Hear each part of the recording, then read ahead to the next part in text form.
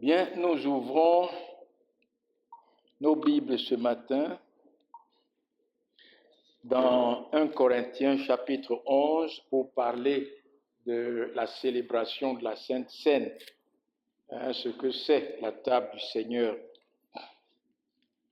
Et comme l'apôtre Paul ici avec les Corinthiens, il y a beaucoup de dérapages, il y a beaucoup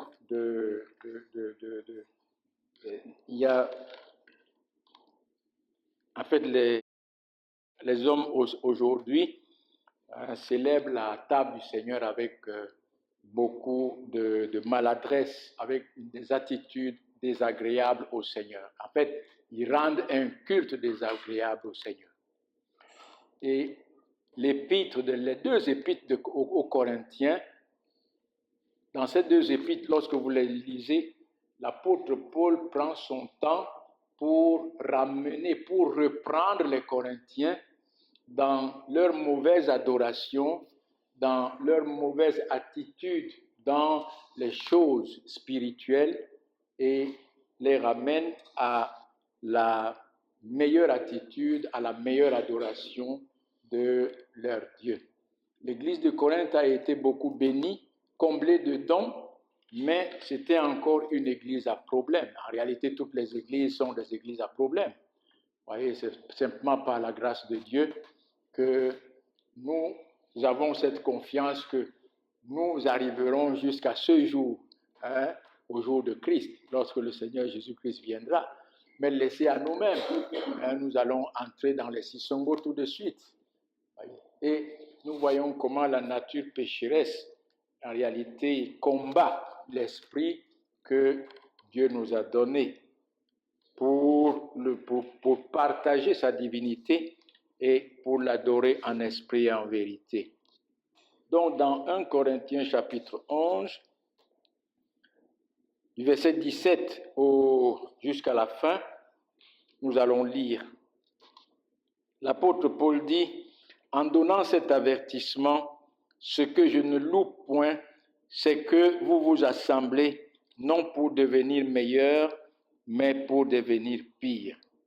Et d'abord, j'apprends que lorsque vous vous réunissez en assemblée, il y a parmi vous des divisions, et je le crois en partie, car il faut qu'il y ait aussi des sectes parmi vous, afin que ceux qui sont approuvés soient reconnus comme tels au milieu de vous. Lors donc que vous vous réunissez, ce n'est pas pour manger le repas du Seigneur, car quand on se met à table, chacun commence par prendre son propre repas, et l'un a faim, tandis que l'autre est ivre. N'avez-vous pas des maisons pour y manger et boire, ou méprisez-vous l'église de Christ, l'église de Dieu, et faites-vous honte à ceux qui n'ont rien? Que vous dirai-je? Vous louerai-je? En cela, je ne vous loue point, car j'ai reçu du Seigneur ce que je vous ai enseigné. C'est que le Seigneur Jésus, dans la nuit où il fut livré, prit du pain et, après avoir rendu grâce, le rompit et dit, « Ceci est mon corps qui est rompu pour vous. Faites ceci en mémoire de moi. » De même, après avoir soupé, il prit la coupe et dit, « Cette coupe est la nouvelle alliance en mon sang. Faites ceci en mémoire de moi toutes les fois que vous en boirez. Car toutes les fois que vous mangez ce pain et que vous buvez cette coupe, vous annoncez la mort du Seigneur jusqu'à ce qu'il vienne. C'est pourquoi celui qui mangera le pain ou boira la coupe du Seigneur indignement sera coupable envers le corps et le sang du Seigneur. Que chacun donc s'éprouve soi-même et qu'ainsi il mange du pain et boive la coupe. Car celui qui mange et boit sans discerner le corps du Seigneur mange et boit un jugement contre lui-même. C'est pour cela qu'il y a parmi vous beaucoup d'infirmes et de malades et qu'un grand nombre sont morts. Si nous nous jugions nous-mêmes, nous ne serions pas jugés. Mais quand nous sommes jugés, nous sommes châtiés par le Seigneur afin que nous ne soyons pas condamnés avec le monde. Ainsi, mes frères, lorsque vous vous réunissez pour le repas, attendez-vous les uns les autres. Si quelqu'un a faim, qu'il mange chez lui, afin que vous ne vous réunissiez pas pour attirer un jugement sur vous. Je réglerai les autres choses quand je serai arrivé. Amen. Voilà le texte de notre étude. J'espère que nous irons jusqu'à la fin.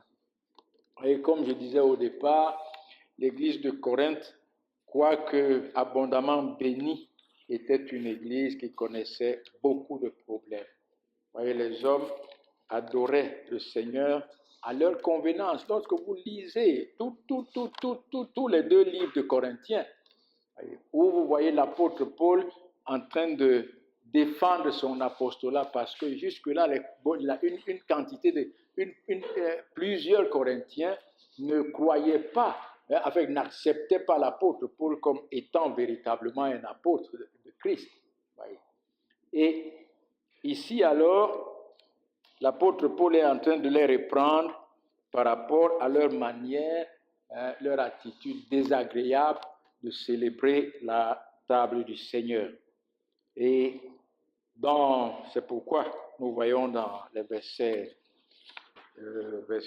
17 à 22, la première chose que nous voyons dans les versets 17 à 22, c'est que l'apôtre Paul reprend les frères de Corinthe sur leur mauvaise attitude dans la pratique de la table du Seigneur, ou bien leur culte désagréable dans la célébration de la table du Seigneur. Et la première des choses que l'apôtre Paul dit, il dit, en donnant cet avertissement, ce que je ne loue point, c'est que vous vous assemblez non pour devenir meilleurs, mais pour devenir pires. Vous voyez, mes amis, ça c'est un constat vraiment terrible, gênant. Mais en réalité, c'est ça la vérité. Qu'est-ce qui est si pire, n'est-ce pas, de se réunir au nom du Seigneur pour l'adorer, pour le glorifier, pour l'adorer, pour le glorifier, non pour l'adorer, non pour le glorifier selon ce qu'il a ordonné, mais pour profaner son saint nom et pour profaner son œuvre glorieuse qu'il a accomplie sur la croix pour le salut de son peuple. Vous voyez, cette scène, la table du Seigneur nous rappelle cette œuvre glorieuse, cette œuvre efficace que le Seigneur Jésus-Christ a accomplie sur la croix pour le salut de son peuple. Et si cette table du Seigneur n'est pas célébrée selon ce que le Seigneur a ordonné, c'est une profanation. Et il n'y a rien de pire que cela, mes frères. Oui. Et en réalité, il y a beaucoup de domaines dans lesquels nous pouvons être pires que meilleurs. Vous voyez, lorsque les assemblées se réunissent, au lieu de se réunir pour un seul but, glorifier, magnifier, exalter le Seigneur Jésus-Christ dans son être, dans sa personne glorieuse, dans sa personne divine et glorieuse, et dans son œuvre efficace et parfaite. Vous voyez, les hommes passent du temps à faire des miracles, à faire des délivrances, à promettre aux hommes, les femmes, les billets d'avion pour aller ici, pour aller là, à promettre les enfants. Ça, les hommes se réunissent pour devenir pires que pour devenir meilleurs. Vous savez, nous ne pouvons jamais être meilleurs si ce n'est en Jésus-Christ. Et pour que nous soyons meilleurs en Jésus-Christ, il faut que le Seigneur Jésus-Christ soit le centre de notre adoration. Il faut qu'il soit le commencement, le centre le milieu et la fin. Et la fin. Vous voyez, il y a ce chant, redites-moi l'histoire de la crèche à la croix. Et lorsque nous nous réunissons, qu'est-ce que nous devons, quel est notre thème, quel est notre sujet? C'est cette histoire de la crèche à la croix. Le Seigneur Jésus-Christ, le Fils éternel de Dieu, Dieu dans la chair, venu pour sauver son peuple de ses péchés. Comment a-t-il accompli cette œuvre et quelles sont les bénédictions qui en découlent? Voyez, nous pouvons nous réunir pour devenir pires dans beaucoup de domaines et de plusieurs manières, pas seulement dans la pratique de la Sainte Seine, de la loi de la Sainte Seine, de la table du Seigneur. Si nous nous réunissons ici et que ce n'est pas le Seigneur Jésus-Christ seul qui est glorifié, alors nous nous réunissons pour devenir pires. C'est en lui que nous sommes saints et irréprochables. Meilleurs. Meilleurs. C'est en lui. Voyez mes amis, et dans le verset 18 et 19, lisons-le encore, l'apôtre Paul les reprend encore. Il dit, et d'abord j'apprends que lorsque vous vous réunissez en assemblée, il y a parmi vous des divisions, et je le crois en partie, car il faut qu'il y ait aussi des sectes parmi vous, afin que ceux qui sont approuvés soient reconnus comme tels au milieu de vous. Voyez, ici, dans ces deux versets, nous voyons comment, n'est-ce pas, ces hommes se laissaient aller dans les excès, causant ainsi la division. Et quels sont ces excès? Versets 20 et 21, nous pouvons lire, il dit, lors donc que vous vous réunissez, ce n'est pas pour manger le repas du Seigneur, car quand on se met à table, chacun commence par prendre son propre repas, et l'un a faim, tandis que l'autre est ivre. Voilà comment ces hommes, lorsqu'ils se réunissaient, n'est-ce pas, ils se laissaient aller dans les excès, et ils créaient ainsi la division. Ceux qui sont riches, du moins ceux qui apportaient la nourriture, il y avait la division entre ceux qui apportaient la nourriture et ceux qui n'apportaient pas la nourriture. C'était deux clans. Oui. Ceux qui apportaient la nourriture, au lieu que ce soit un repas en commun. Vous voyez, le mot communion veut dire que nous avons tout en commun, les mêmes intérêts. Christ est notre intérêt et ce repas qu'il nous a laissé est notre intérêt à tous. Et tout ce que nous faisons autour de ce repas doit être commun à tous. À tous. Dans l'ancien temps, la célébration de la table du Seigneur était précédée par un repas, pas par un repas. Chacun apportait son repas. Mais il fallait normalement que tous ces repas soient mangés en commun et de manière à ce que chacun, qu'il n'y ait personne qui dise « j'ai faim » ou bien « je n'ai pas bien mangé ». Et nous voyons que ceux qui apportaient, ils commençaient d'abord par manger leur repas, boire leur vin, ils étaient ivres, ils étaient remplis, tandis que ceux qui n'avaient rien apporté avaient faim. Voilà comment ils ont, à travers leurs excès, leur laisser aller dans les excès, créer les divisions et les clans, n'est-ce pas, au milieu de cette église. Et la Bible dit quoi? Il dit car, voilà ce que l'apôtre Paul dit, il dit car il faut qu'il y ait aussi des sectes parmi vous, afin que ceux qui ne sont pas approuvés soient reconnus comme tels au milieu de ceux qui sont approuvés soient reconnus comme tels au milieu de vous. Croyez-moi, mes amis, le Seigneur lui-même tamise son Église. Vous voyez, il a comme un tamis. Comme un tamis. Il met le bon grain à côté. Il va susciter, il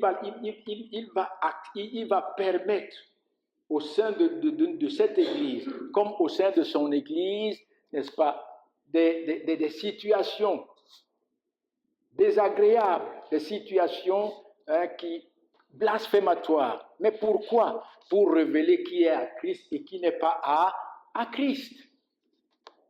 À Christ. Lorsque ces choses arrivent, le plus souvent, nous nous attristons. Mais nous oublions que c'est le Seigneur qui permet que ces situations désagréables arrivent dans son Église pour que ceux qui sont à lui soient distingués de ceux qui ne sont pas à lui. Oui. C'est ça. Écoutez-le, tout ce que vous êtes et tout ce que vous avez est à Christ et à son Église. Je le répète, tout ce que vous êtes et tout ce que vous avez est à Christ et à son Église. Vous voyez, dans la première église à Jérusalem, vous voyez comment le Saint-Esprit nous montre véritablement comment l'Église a tout en commun. Pendant que le nombre de disciples augmentait et que le partage était inégal. Vous voyez, les Juifs donnaient beaucoup de portions aux femmes juives, aux veuves juives, et moins de portions aux veuves grecques, aux païens, aux femmes païennes.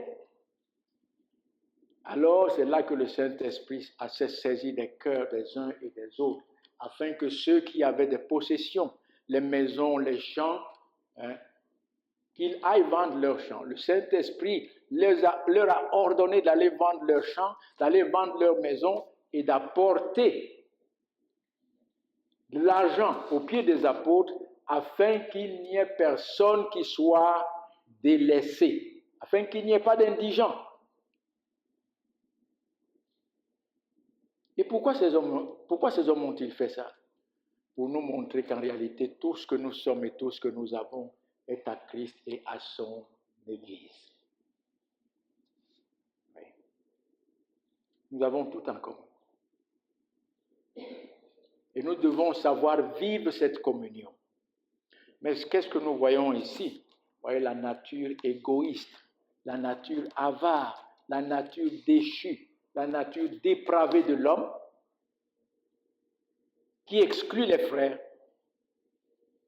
et qui se centre sur soi-même. Non, c'est mon repas. D'abord, c'est mon meilleur repas. Je ne veux pas le partager avec quelqu'un. Mon vin, là, c'est de la bonne qualité. Oui? On mange, on boit, on est sous, tandis que le frère que Christ a racheté. Et c'est ça, oui, c'est ça. Le frère que Christ a racheté est là. Il a faim. Et tu te dis que toi aussi, tu as été racheté par Christ. Et tu dis que tu es son frère. Quelle contradiction. Et comme je le dis, le Seigneur permet ces choses afin de distinguer, n'est-ce pas, au sein de son Église, qui lui appartient et qui ne lui appartient pas. Et, voyez mes amis, c'est ainsi que ces hommes avaient donc créé ces clans et au verset 22, l'apôtre Paul les exhorte en leur disant « N'avez-vous pas des maisons pour y manger et boire, ou méprisez-vous l'Église de Christ, l'Église de Dieu ?» Et l'apôtre Paul les reprend et les avertit de ne pas mépriser Christ, de ne pas mépriser le corps de Christ en faisant honte aux frères qui n'avaient rien, et tout en les appelant à la sagesse. Parce que ici, ce n'était pas pour les condamner, mais c'était en fait pour les reprendre de leur mauvaise attitude, de leur culte agréable qu'ils rendaient au Seigneur, pour les amener maintenant à la meilleure manière d'adorer leur Dieu, la meilleure manière de rendre un culte agréable à Dieu. Donc, les appelant à la sagesse, à se réunir désormais pour la gloire de Christ, dans la communion avec Christ lui-même et dans la communion les uns avec les autres. Et sinon, si certains ne voyaient pas ça d'un bon œil, qu'ils mangent chez eux avant de venir. Parce que continuer de se réunir pour devenir pire attire le jugement de Dieu, attire la colère de Dieu.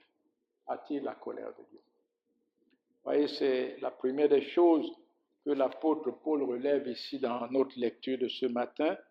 Et une deuxième chose que nous lisons, c'est comment communier avec le Seigneur et avec son Église dans la table du Seigneur.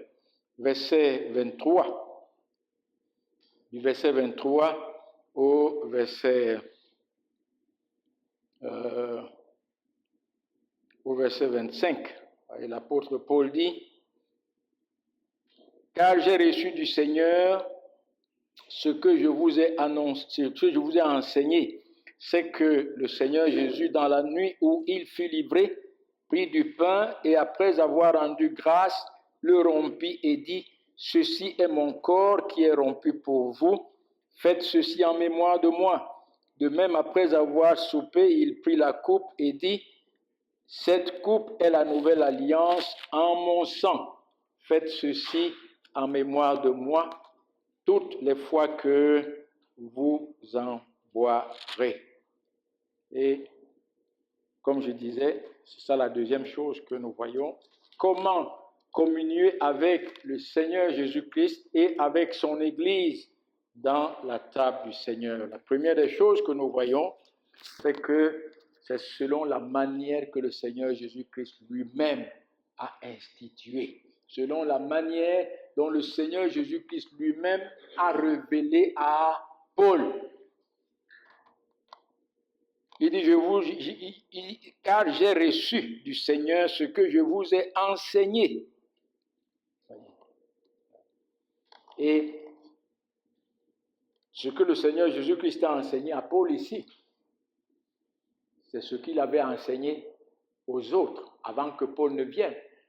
Dans l'institution de la table du Seigneur, Matthieu 26, versets 26 à 28, Marc 14, versets 22 à 25, Luc 22, 19 à 20. Donc, nous devons communier avec le Seigneur et avec son Église dans la table du Seigneur selon ce que Christ lui-même a enseigné, selon ce que Christ lui-même a révélé, n'est-ce pas? La manière dont Christ lui-même célébra la table du Seigneur avec ses disciples la nuit où il fut livré.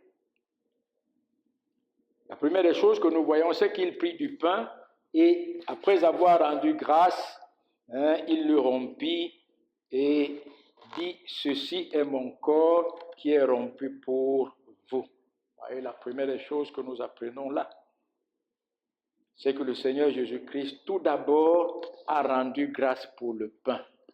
Pour le pain. Et qu'est-ce que cela nous enseigne? Cela nous enseigne, n'est-ce pas, que c'est Dieu qui donne du pain. C'est Dieu qui donne du pain. C'est Dieu qui pourvoit à tous nos besoins, besoins temporels comme besoins spirituels et éternels en son Fils Jésus-Christ. Et combien, en réalité, nous devrions être reconnaissants. Combien nous devrions faire monter vers ce Dieu toute notre gratitude, sachant que nous dépendons totalement et entièrement de lui et que tout ce que nous sommes et que tout ce que nous avons vient de lui et de lui seul.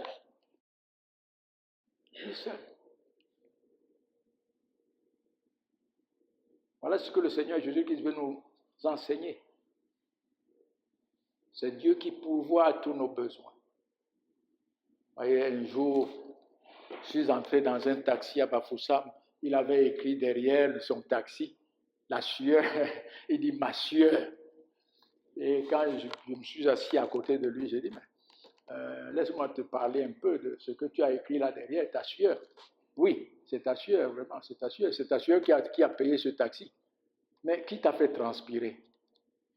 Il dit le travail de mes mains. Je dis, qui t'a donné le travail? Ah, là, ça a commencé à coincer un peu.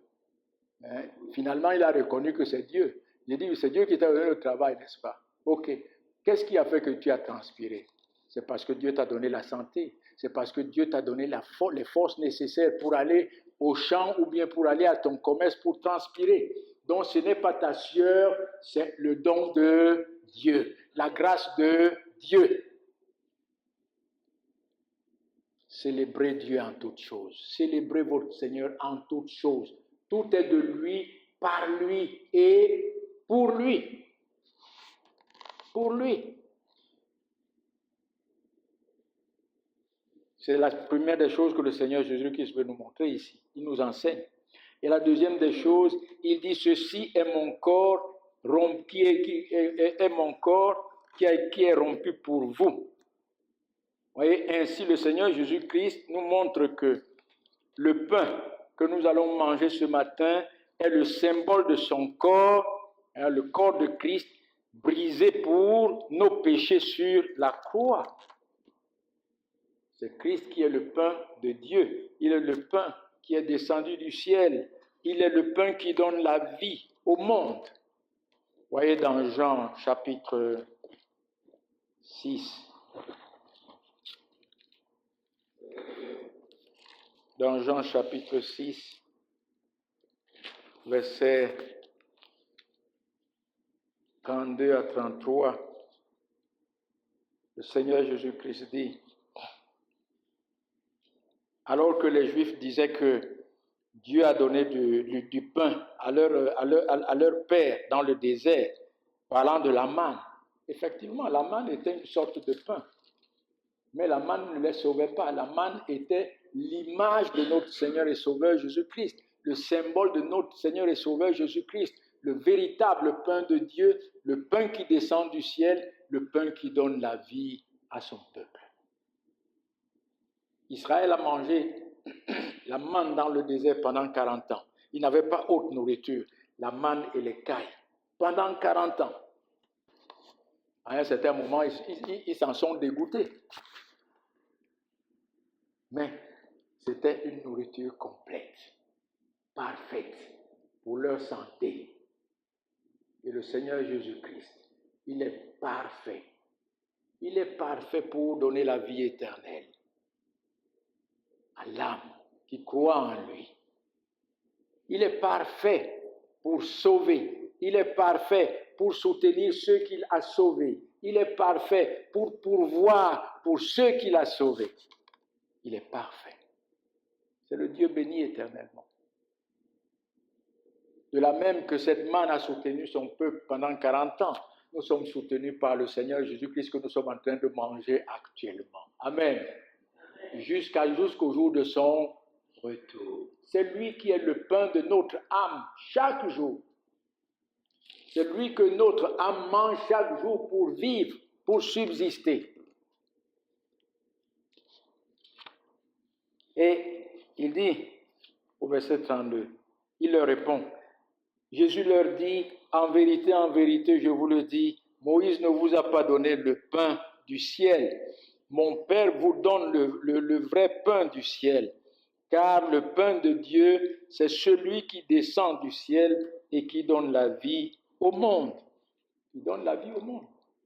Comprenez par là, à tous les élus de Dieu, qui donne la vie à tous les élus de Dieu, éparpillés par tout le monde entier. Voyez.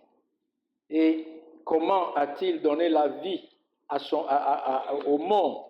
Lisons-le dans Ésaïe 53. Comment donne-t-il la vie à son peuple? À partir du verset 3, nous lisons ceci. Ésaïe 53. Il dit, méprisé et abandonné des hommes, homme de douleur et habitué à la souffrance, semblable à celui dont on détourne le visage, nous l'avons dédaigné, nous n'avons fait de lui aucun cas. Cependant, ce sont nos souffrances qu'il a portées, c'est de nos douleurs qu'il s'est chargé, et nous l'avons considéré comme puni, frappé de Dieu et humilié. Mais il était blessé pour nos péchés, brisé pour nos iniquités. Le châtiment qui nous donne la paix est tombé sur lui et c'est par ses meurtrissures que nous sommes guéris. Amen. Voilà comment le corps de Christ a été brisé. Ce sont nos souffrances qu'il a portées, nos souffrances éternelles en enfer. Les souffrances que vous et moi, nous devions subir éternellement en enfer, ce sont ces souffrances que le Seigneur Jésus-Christ portait sur la croix. C'est de nos douleurs que nous devrions subir en enfer éternellement, que le Seigneur Jésus-Christ a porté sur la croix, en portant notre péché sur lui, afin d'être frappé pour notre péché et nous guérir du péché, nous délivrer du péché et nous donner la vie éternelle. Il se dit, ceci est mon corps qui a été rompu pour vous, rompu, brisé, blessé pour nos péchés. Voyez mes amis, c'est pourquoi prendre la table du Seigneur à la légère, ce n'est pas seulement une offense, ce n'est pas seulement un blasphème, mais comme je disais au départ, c'est une profanation. On foule aux pieds la grâce de Dieu manifestée par la mort de notre Seigneur et Sauveur Jésus-Christ pour nos péchés. On foule aux pieds le grand amour dont Dieu nous a aimés en Jésus-Christ. Il dit, il n'y a point de grand amour que de donner sa vie pour ses amis. Et de l'autre côté, dans 1 Jean chapitre 4, il dit, l'amour de Dieu a été manifesté envers nous en ce que Dieu nous a aimés le premier. Et il a envoyé son Fils unique afin que nous vivions par lui. Et il l'a donné pourquoi? Pour être victime expiatoire pour nos péchés. Voyez mes amis, prendre cette table, monter à cette table pour la manger à la légère, c'est fouler aux pieds la gloire de Christ, la grâce de Dieu, le grand amour dont Dieu a aimé son peuple. Fouler aux pieds l'œuvre efficace et parfaite que Christ a accomplie pour sauver son peuple de ses péchés. Et une autre chose, toujours dans le verset 25, il de même, après avoir soupé, il prit la coupe. Cette coupe, cette coupe est la nouvelle alliance en mon sang. Voyez, le Seigneur Jésus-Christ, après avoir rendu grâce pour le pain et donné le pain à ses disciples, maintenant, il a rendu grâce pour la coupe. Et qu'est-ce qui était dans la coupe? C'était le vin, n'est-ce pas? C'était le vin. Et nous voyons donc que le vin que nous utilisons dans la table du Seigneur est le symbole du sang de notre Seigneur et Sauveur Jésus-Christ. Et il dit ici, le sang de la nouvelle alliance. S'il y a une nouvelle alliance, il y a eu une ancienne alliance, l'Ancien Testament.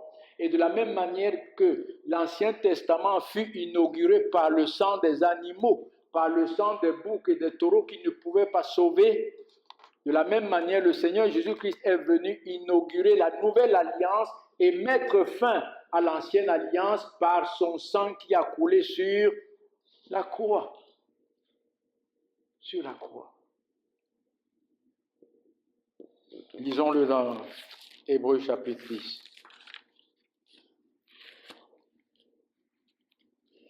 Hébreux 10, versets 1 à 10. C'est long, mais on va le faire. Il dit, en effet, la loi qui possède une ombre des biens à venir et non l'exacte représentation des choses ne peut jamais, par les mêmes sacrifices qu'on offre perpétuellement chaque année, amener les assistants à la perfection. Autrement, n'aurait-on pas cessé de les offrir parce que ceux qui rendent ce culte, étant purifiés étant une fois purifiés, n'auraient plus eu aucune conscience de péché. Mais le souvenir des péchés est renouvelé chaque année par les sacrifices, car il est impossible que le sang des taureaux et les boucs ôtent le péché. C'est pourquoi Christ, entrant dans le monde, dit, « Tu n'as voulu ni sacrifice, ni offrande, mais tu m'as formé un corps. Tu n'as agréé ni offrande, ni sacrifice pour le péché. Alors j'ai dit, voici, je viens. » Dans le rouleau du livre, il est question de moi, dans l'Ancien Testament. Il est question de moi pour faire, ô Dieu, ta volonté. Après avoir dit d'abord, tu n'as voulu et tu n'as agréé ni sacrifice, ni offrande, ni holocauste, ni sacrifice pour le péché. Ce qu'on offre selon la loi, ça veut dire les sacrifices d'animaux. Il dit ensuite, me voici, je viens pour faire ta volonté. Il abolit ainsi la première chose pour établir la seconde. C'est en vertu de cette volonté que nous sommes sanctifiés une fois pour toutes par le corps de Christ. C'est en vertu de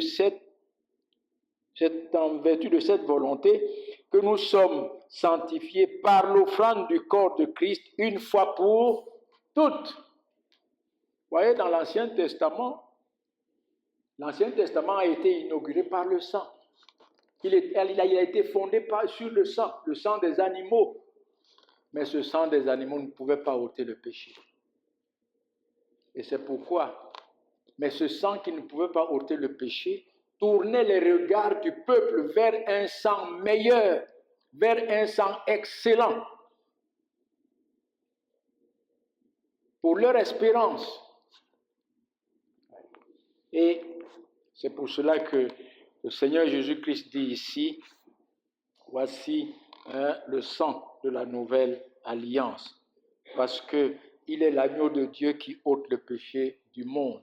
Et c'est le jour où le Seigneur Jésus-Christ est mort sur la croix que l'Ancien Testament a pris fin, que tout a été accompli. Amen. Ce jour où son sang était en train de couler, l'Ancien Testament il a accompli l'Ancien Testament pour établir le Nouveau Testament. Le Nouveau Testament, c'est en Jésus-Christ et par le sang de notre Seigneur et Sauveur Jésus-Christ. Vous voyez, mes amis? Donc, le sang de Christ est le sang de la nouvelle alliance, la meilleure alliance qui sauve son peuple de ses péchés. C'est pourquoi dans Hébreux 7 et le verset 22, il est écrit, « Jésus-Christ est par cela même le garant d'une alliance plus excellente. » Il a été établi par le serment de Dieu pour être un souverain sacrificateur pour l'expiation du péché de son peuple.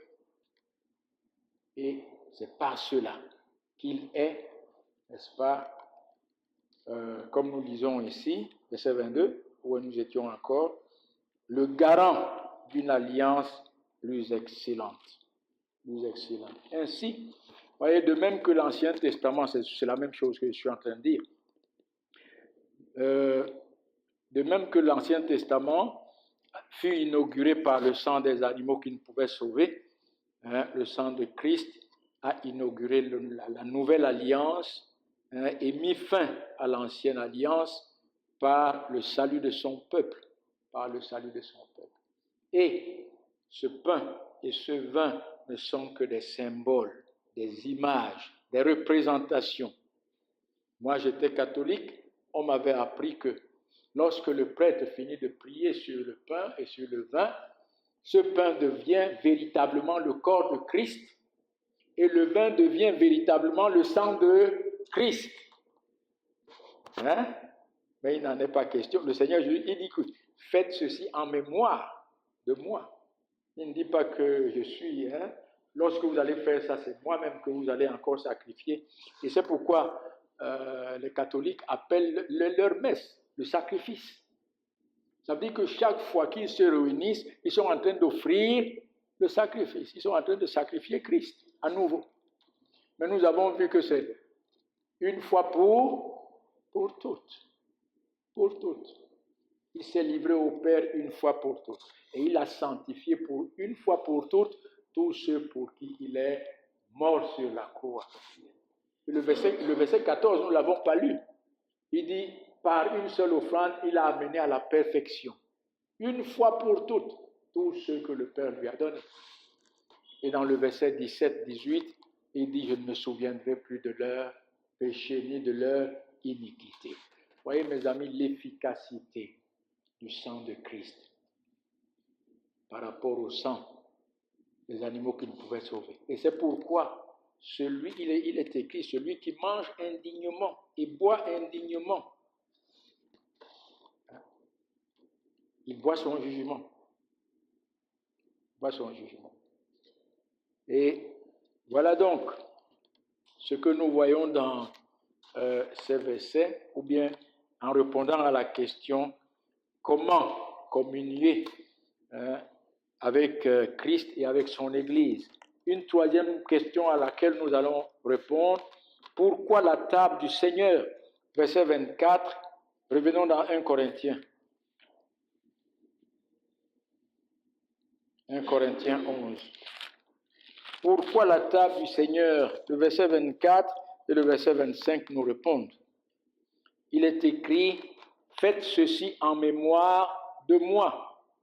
Faites ceci en mémoire de moi toutes les fois que vous en boirez. Vous voyez, le Seigneur nous a donné, il nous a laissé cette table afin qu'il soit constamment présent dans notre esprit et dans nos cœurs. Dans nos cœurs. Combien nous sommes prompts à oublier. Mais le Seigneur a voulu que son peuple ne le mette pas à côté, ne mette pas son œuvre à côté.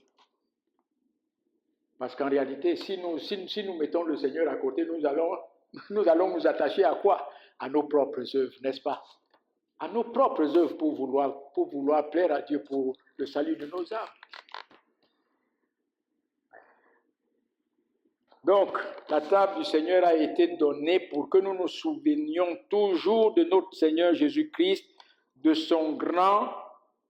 notre grand souverain sacrificateur qui a fait l'expiation de nos péchés par sa mort, son ensevelissement et sa résurrection d'entre les morts. Pour que nous ayons toujours à nos yeux le Seigneur et Sauveur Jésus-Christ et sa justice comme notre seule et unique espérance.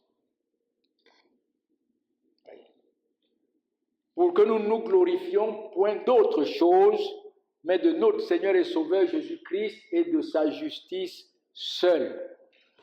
Seule. Vous voyez l'apôtre Paul dans Galates.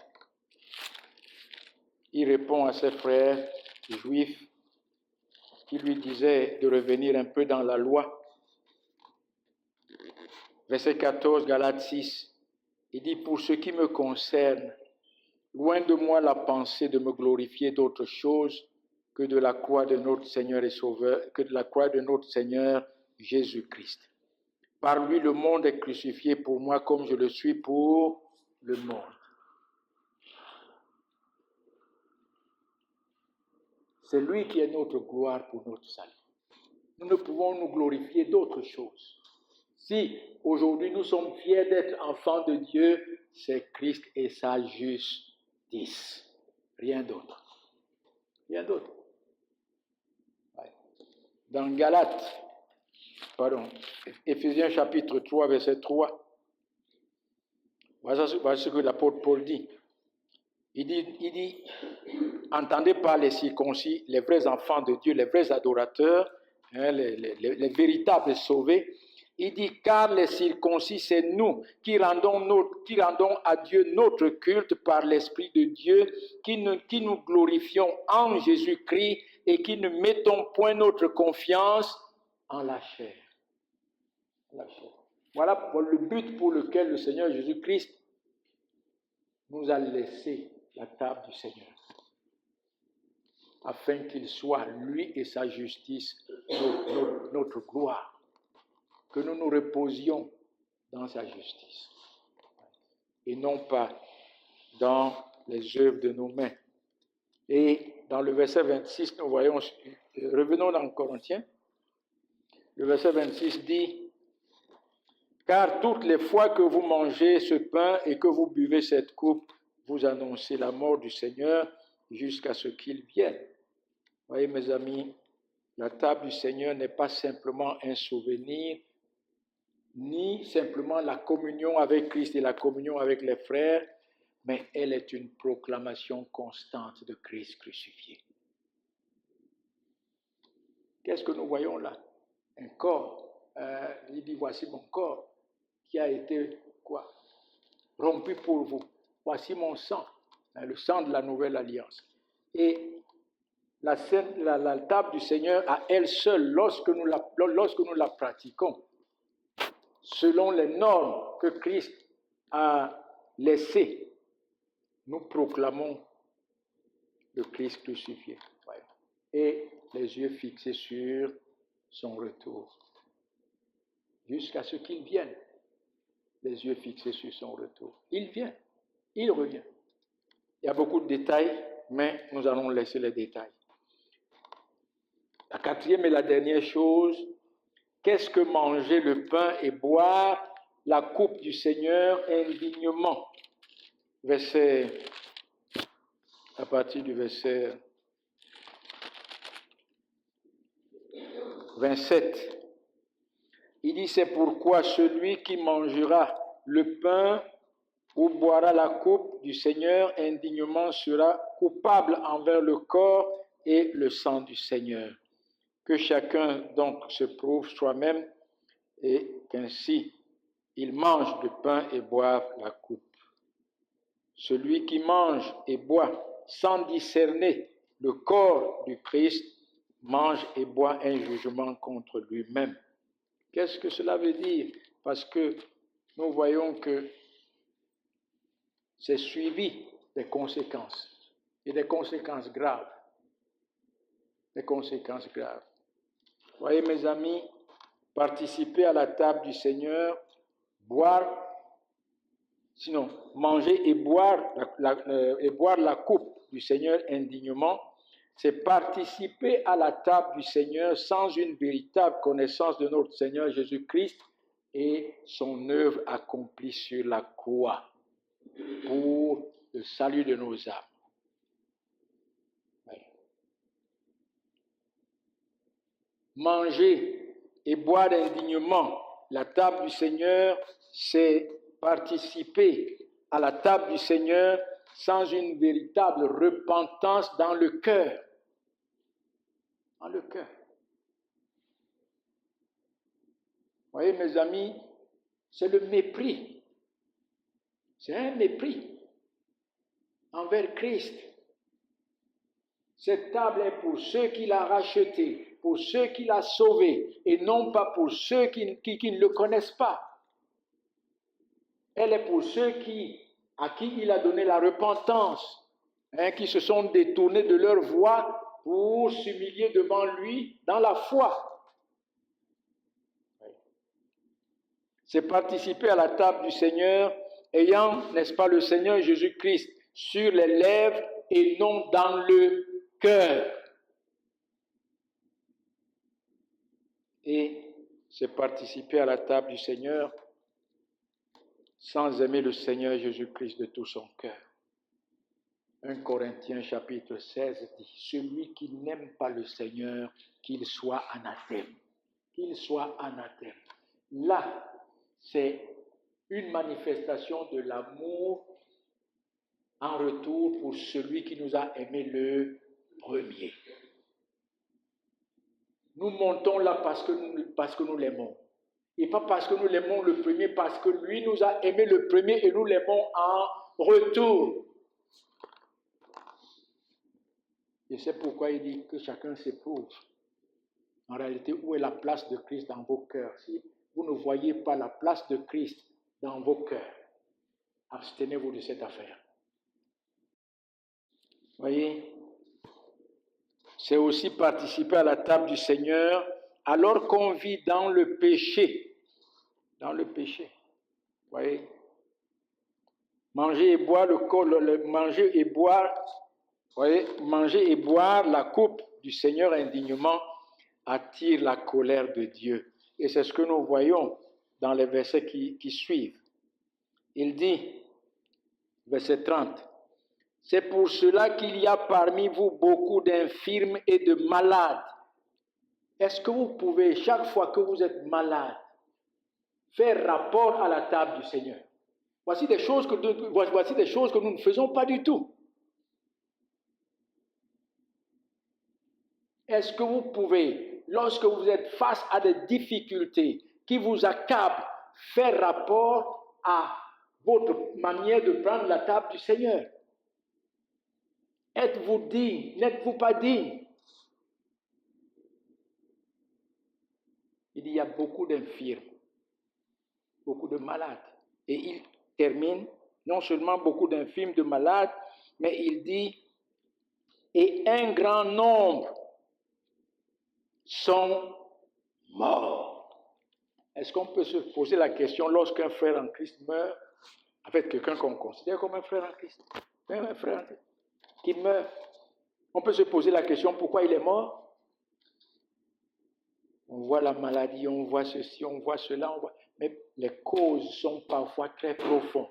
Et ces causes, c'est la manière dont nous traitons les choses saintes, les choses glorieuses, les choses éternelles. La manière dont nous les méprisons, la manière dont nous les profanons.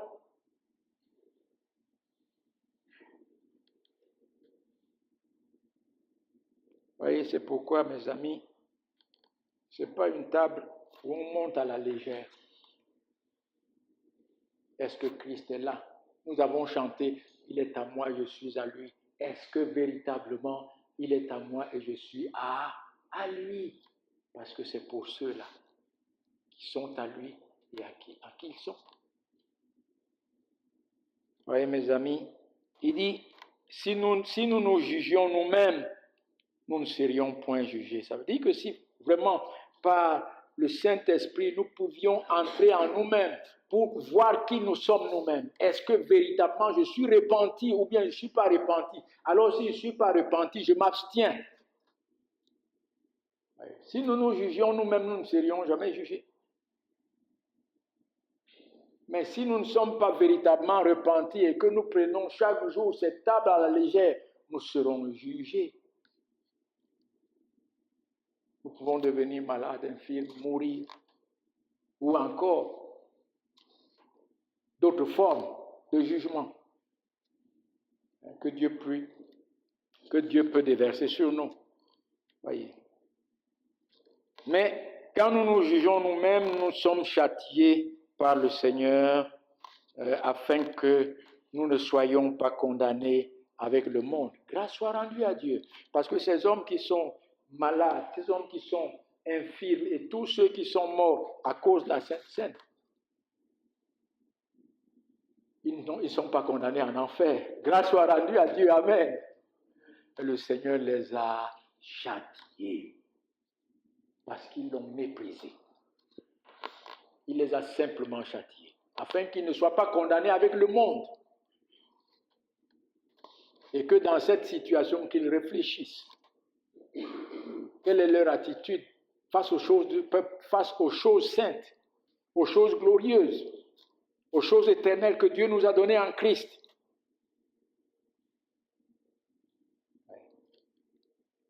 Et il continue de dire, il dit ainsi mes frères, verset 33, ainsi mes frères, lorsque vous vous réunissez pour le repas, attendez-vous les uns les autres, ainsi quelqu'un a faim, qu'il mange chez lui, afin que vous ne vous réunissez pas pour attirer un jugement sur vous.